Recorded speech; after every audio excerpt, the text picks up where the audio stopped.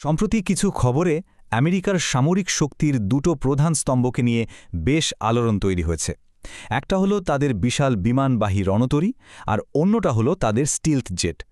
দুটোই নাকি বেশ গুরুতর সমস্যার মধ্যে পড়েছে। চলুন আজকের এই বিশ্লেষণে এই ঘটনাগুলোর গভীরে যাওয়া যাক। তো একদিকে দেখুন, বিশ্বের সবচেয়ে বড় aircraft carrier USS Gerald R Ford একটা যুদ্ধক্ষেত্র থেকে পিছু হটছে। আবার অন্যদিকে সবচেয়ে অ্যাডভান্সড ফাইটার জেট মানে ওই F-35 সেটা নাকি ইরানের মিসাইলের আঘাতে ক্ষতিগ্রস্ত হয়েছে। ভাবুন একবার, এই দুটো ঘটনা আমেরিকার যে মিলিটারি সুপ্রিমেসি মানে তাদের যে সামরিক আধিপত্যের ধারণা সেটাকে কিন্তু একদম নাড়িয়ে দিয়েছে। আসলে এই ঘটনাগুলো শুধু সাধারণ কোনো টেকনিক্যাল সমস্যা নয়, এগুলো একটা সুপার পাওয়ারের ইমেজের জন্যও কিন্তু একটা বিরাট চ্যালেঞ্জ। টেকনোলজির দিক থেকে আমেরিকার সেরা দুটো জিনিস এখন মিডল ইস্টে সেভাবে বাধার মুখে পড়ছে, আর স্বাভাবিকভাবেই এই দুটো ঘটনা নিয়ে বিশ্বজুড়ে তোলপাড় শুরু হয়েছে। আমেরিকার সামরিক প্রস্তুতি আর তাদের যে অজেয় একটা ভাবমূর্তি ছিল সেটা নিয়ে এখন নানা প্রশ্ন উঠছে। সবাই জানতে চাইছে ভেতরে ভেতরে আসলে কি হচ্ছে। আচ্ছা, চলুন তাহলে প্রথমে ইউএসএস জেরাল্ড আর ফোর্ডের গল্পটা দিয়েই শুরু করা যাক। এই জাহাজটার দামটা একবার দেখুন, $13 বিলিয়ন। মানে ভাবা যায় শুধু একটা জাহাজের পেছনে এত টাকা খরচ করা হয়েছে। এই বিপুল বিনিয়োগের কারণেই কিন্তু জাহাজটাকে নিয়ে একটা মিথ তৈরি হয়ে গেছে, একটা পৌরাণিক ব্যাপার-স্যাপার আর কি। আর এর ক্ষমতাও কিন্তু সেই রকমই, নিউক্লিয়ার পাওয়ারে চলে। তাই বলতে গেলে এর রেঞ্জের কোনো সীমা পরিসীমা নেই। একসাথে 90টা ফাইটার জেট নিয়ে ঘুরতে পারে, আর ভেতরে থাকে প্রায় 4500 নাবিক।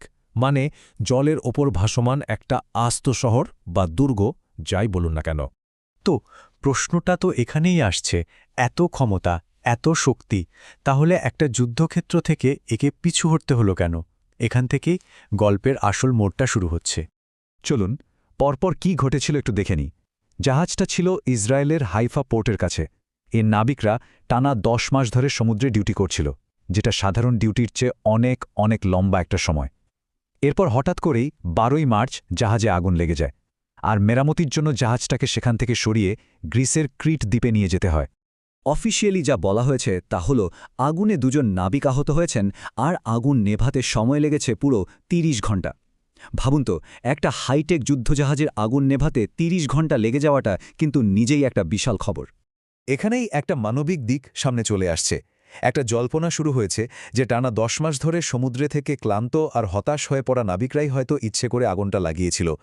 যদি এটা সত্যি হয় তাহলে কিন্তু এটা আমেরিকার বিশ্বজুড়ে নিজেদের মিলিটারি প্রেজেন্স ধরে রাখার ক্ষমতার ওপর একটা বিরাট প্রশ্নচিহ্ন এঁকে দেয়। কিন্তু সমস্যা শুধু একটাই ছিল না, জাহাজের ভেতরে আর একটা অদ্ভুত কিন্তু বড় সমস্যা চলছিল, যেটাকে মজা করে বলা হচ্ছে টয়লেট যুদ্ধ। ব্যাপারটা শুনতে হয়তো একটু অদ্ভুত লাগছে, কিন্তু 4500 মানুষের টয়লেট সিস্টেম বারবার জ্যাম হয়ে যাচ্ছিল, আর সেটা পরিষ্কার করতে প্রচুর টাকা আর সময় লাগছিল। যারা মাসের পর মাস সমুদ্রে ডিউটি করছে তাদের জন্য এটা যে কী পরিমাণ হতাশার তা সহজেই বোঝা যায়। এই আপাতদৃষ্টিতে ছোট সমস্যাটাই কিন্তু জাহাজের ভেতরের টেনশনকে আরও কয়েক গুণ বাড়িয়ে দিয়েছিল। বেশ, এবার চলুন দ্বিতীয় ঘটনাটার দিকে নজর দেয়া যাক, আমেরিকার বিখ্যাত F-35 স্টিলথ ফাইটারের কাহিনী। আচ্ছা, স্টিলথ টেকনোলজি জিনিসটা কি? সোজা কথায় এটা এমন একটা কৌশল যা একটা ফাইটার জেটকে শত্রুপক্ষের রেডারের কাছে প্রায় অদৃশ্য করে রাখে, আর এর ফলেই কিন্তু বিমানটা চুপিসারে ঢুকে অ্যাটাক করতে পারে। আর এই F-35কে এভাবেই প্রমোট করা হয়েছে আকাশের এক অদৃশ্য ভূত, যাকে ধরাছোঁয়ার বাইরে বলে মনে করা হতো।